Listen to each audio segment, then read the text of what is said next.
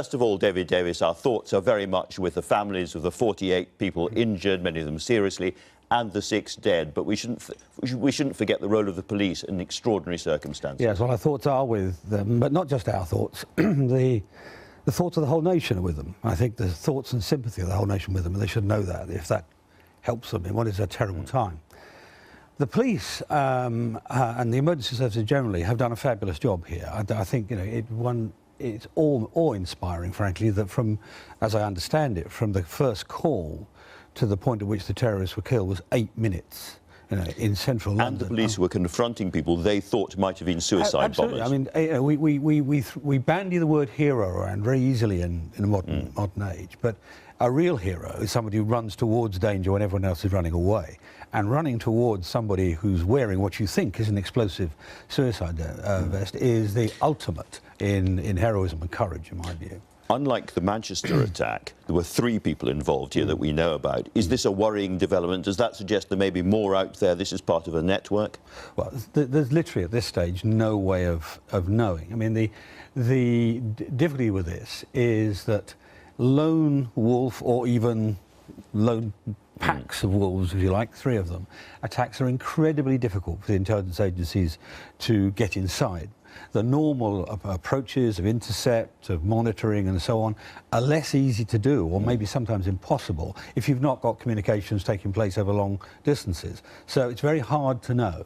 But clearly, it's look, having a 3rd attack in a very short period of time, from the Westminster one through Manchester to this, is, of course, an incredibly worrying. This means that our election campaign has been knocked off course twice now. A lot of people feel that big issues, including Brexit, haven't been properly discussed. Do you think there is any case at all for extending the election campaign? And if the Prime Minister decided, could that legally be done? Well, let me do it the other way around. I'm not sure it can be legally done. I mean, in order to do this, you'd have to have some change of law, I think.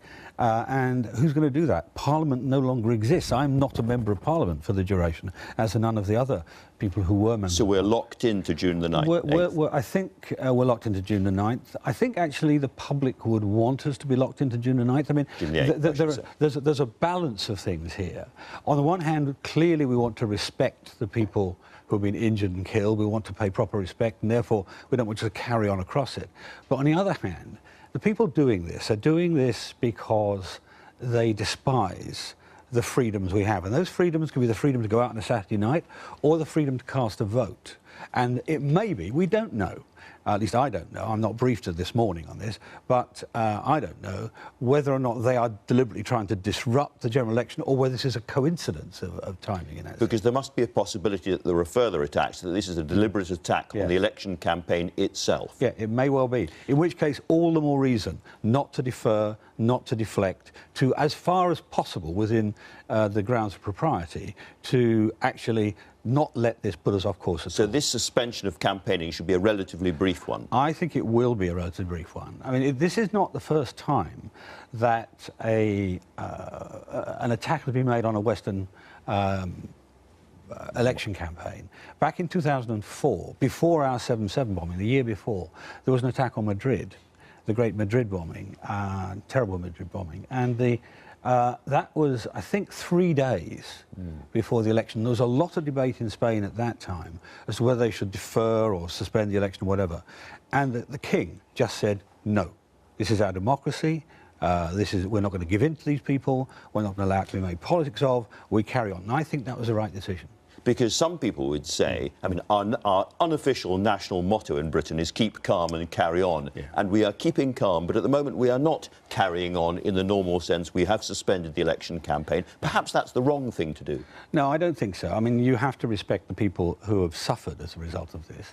Also, of course, while we're sitting here, COBRA's going on. This is the meeting in the Cabinet Office briefing room, what COBRA stands for. It sounds very sinister.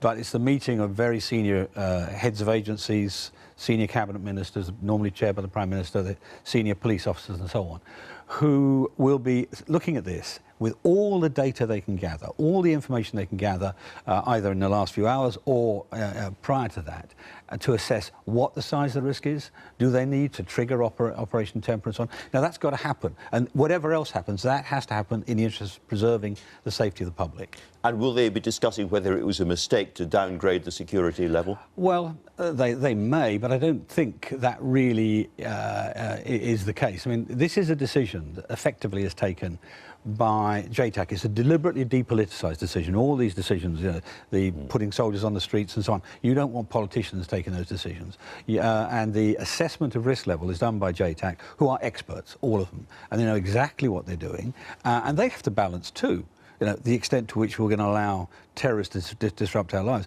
After all, the current level is still pretty high. It's the second highest level of threat.